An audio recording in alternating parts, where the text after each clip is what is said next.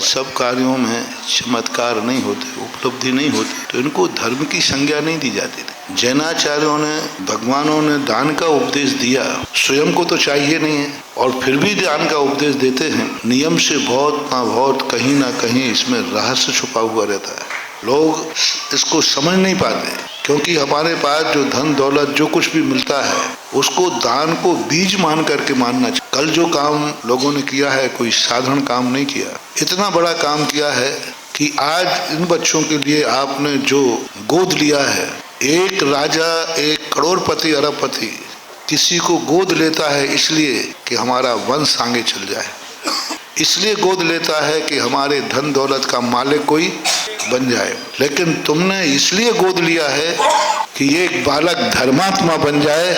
मेरे को हजारों बालकों को गोद लेना वो पुण्य का कारण नहीं है। ये तुमने कहा कि नहीं हमारी समाज धर्मात्मा बने। एक व्यक्ति को कोई धर्मात्मा बनाता है, वो धर्म को 100 साल जिंदा रखता है। एक युवा को यदि तुमने अभिषेक करने का नियम दे दिया, एक युवा को यदि रात्रि भोजन त्याग दिया, एक युवा ने यदि अच्छा संस्कार ले लिया, यानी आपने धर्म को 100 साल जिंदा रख दिया। अब 100 साल तक धर्म की सुरक्षा करने का कार्य उस व्यक्ति ने किया जो कल आप लोगों ने किया। कितना बड़ा काम। एक एक बच्चे को गोद लेकर तुम स्पष्ट देखना, 5 साल तक तुम जो बच्चों को गोद दे रहे हो, देखना इससे कितना लाभ होने वाला है, कितने लोगों के लिए कितने प्रकार के लाभ होंगे। 5 साल बाद तुम और अपने आप कहोगे अब मैं इसको 10 साल के लिए करता हूँ। हाँ, ऐसे हैं लोग। यदि सच्चे मन से दोगे, दान देने में हर्ष करोगे कि हम अपने संतान को लाखों करोड़ों रुपया खर्च करते हैं, तो भी तुम पुण्य के भागीदार नहीं बन पाते। लाखों करोड़ों रुपया खर्च करते, पुण्य के भागीदार नहीं बन पाते। और एक बच्चे को लाख रुपया मार तुमने किया साल भर में भोजन पानी के लिए, अब ये भंडार तुम्हारे पुण्य के लिए बनेगा। अब इसका फल ये मिलेगा भवांतरों में कि आपके यहाँ ऐसी संतान होगी जो तुम्हारे नाम को रोशन करेगी, जैसे भगवान तीर्थंकर अपने माता पिता का नाम लेते। श्री राम जैसी आत्मा बनेगी जो दशरथ को भी आकाश में उठा देगी, इतना प्रसन्न करेगी, क्योंकि तुमने एक बालक को संस्कार दिया है। अब आपकी संतान जन्म जन्मांतरों तक खोटी संतान नहीं होगी, मुंह काला करने वाली संतान नहीं होगी। वो संतान होगी कि तुमने जो इज्जत नहीं कमाई होगी वो तुम्हारा बेटा कमाएगा। जिनके मैं कहता हूँ, हमेशा कहता हूँ, अपनी संतान को यदि संस्कारवान चाहिए है तो आज वैसे ही कम संतानें हैं, कम से कम है। उन सबसे मेरा कहना है, अपने बच्चे, एक बच्चा है आपका पढ़ रहा है, हर जैनी के लिए एक गरीब बच्चा गोद लेना चाहिए, अपने बेटे के साथ उसको पढ़ाना चाहिए, अपने बेटे के साथ। वही एजुकेशन, वही सब, हर व्यक्ति को एक बच्चा गोद लेना चाहिए। इसलिए नहीं कह रहा हूँ कि गरीब का बच्चा पढ़ जाएगा, नहीं, उस गरीब की बच्चा की दुआ से तुम्हारा बच्चा नंबर 1 का बन जाएगा, क्योंकि तुम्हारा बच्चा तो इतना कुछ करने वाला है नहीं।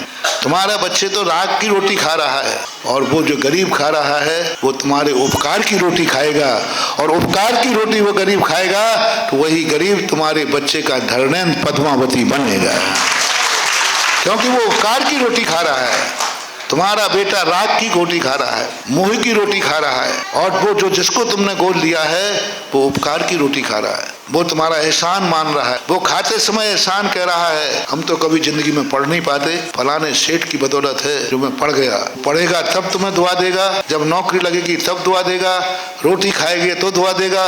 वो दुआ तुम्हारे, उसके साथ में तुम्हारा बच्चा पढ़ रहा है, वो सारी दुआ तुम्हारे बच्चे को लगेगी। ये होना चाहिए सबके लिए। जिनके लिए निसंतान होते हैं उनके लिए संतानों को गोद लेना चाहिए, ऐसे बच्चों को उनको गोद लेना चाहिए। दिगंबरों में कम है, लेकिन गुजरात वगैरह जाओ तो श्वेतांबरों में ये परंपरा बहुत ज्यादा है। निसंतान लोग जो हैं धर्म को गोद ले लेते हैं, छात्रावास गोद ले लेते हैं, मंदिरों को गोद ले लेते हैं। बड़े बड़े संपत्तिकार होते हैं जो बिना संतान के होते हैं, उनकी संपत्ति अपार होती है। उसके माध्यम से वो बेटे को गोद ले लेते नहीं, किसी हॉस्टल को गोद ले लेंगे, पूरी हॉस्टल को गोद ले लेंगे, सारी हॉस्टल के बच्चे मेरी तरफ से पढ़ेंगे। वो किसी मंदिर को गोद ले लेंगे, इस मंदिर का सारा मैं गोद लेता हूँ, और उसके लिए पूरा करते हैं। वो ऐसे पा जाते। ये निरर्थक नहीं है। कोई भी सेवा हो, मेरे साथ एक प्रैक्टिकल का है उदाहरण। एक व्यक्ति निसंतान था, राजस्थान में था, मैं बिना नाम लिए बता रहा हूँ। कोई संतान नहीं, 40-45 साल हो चुके, उसके यहाँ कोई संतान की अब कोई उम्मीद भी नहीं थी। तो ऐसे ही मैंने मजाक किया, मैंने कहा भाई देख, तेरे यहाँ कोई छोरा छोरी तो है नहीं और तुम गुणा भाग में लग जाता। अच्छा रहा प्रभु ने तेरे ऊपर कृपा की, इसलिए अब तू धर्म कर ले। तू गौशाला में आकर के कम से कम गौशाला में और गौशाला के बच्चों का पालन कर ले। तुझे किस्मत में तो अपने बच्चे पालने को नहीं मिला, बच्चों ही को पाल ले। उसको बात लगी, वो गौशाला में काम करने लगा, काम करने लगा, गौशाला संभाल ली और प्रतिदिन वो गाय के बछड़ों को खिलाता और कहता धन्य है तू गाय जो कम से कम तेरे पास संतान तो है, और बहुत प्यार से उनको खिलाता। बहुत ज्यादा समय नहीं, 2 या 3 साल हुए। उसको उम्मीद नहीं थी, उसकी पत्नी के पेट में कुछ तकलीफ हुई तो उसने समझा गैस मैच होगी। डॉक्टर पास गया तो डॉक्टर कहता है ये तो माँ बनने वाली है।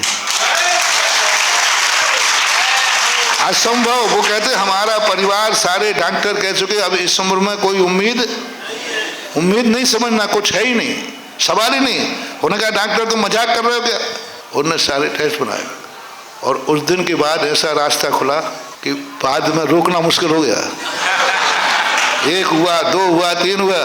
मैंने कहा भाई मेरी तो बात है कि जब नहीं हुआ तो तरस रहे थे, अब रोकते क्यों? लोग तुम मानते नहीं हो। बाद में परिवार नियोजन करा लिया, लेकिन इसके फल मिलते हैं। ऐसे ही नहीं है ये दुआएं, ऐसे ही नहीं है दान ये, और हम लोग ऐसे ही नहीं बोलते हैं। हम गरीबों को पालने के लिए कभी नहीं बोलते हैं, हम तुम्हारे ऊपर और अमीर बनाने के लिए, सुखी बनाने के लिए। दुखी को इसलिए सुखी नहीं बनाना है कि वो सुखी हो जाए, दुखी को इसलिए सुखी बनाना है कि वो दुख हमारी जिंदगी में ना आ जाए। उसको दुखी बनाना, हमारा सुखी बनाना पर्पस नहीं है, क्योंकि जैन दर्शन का सब कार्य आत्म प्रधान है। उसको मैं सुखी बनाऊंगा तो मेरे जीवन में कभी दुख नहीं आएंगे, ये पर्पस होना चाहिए।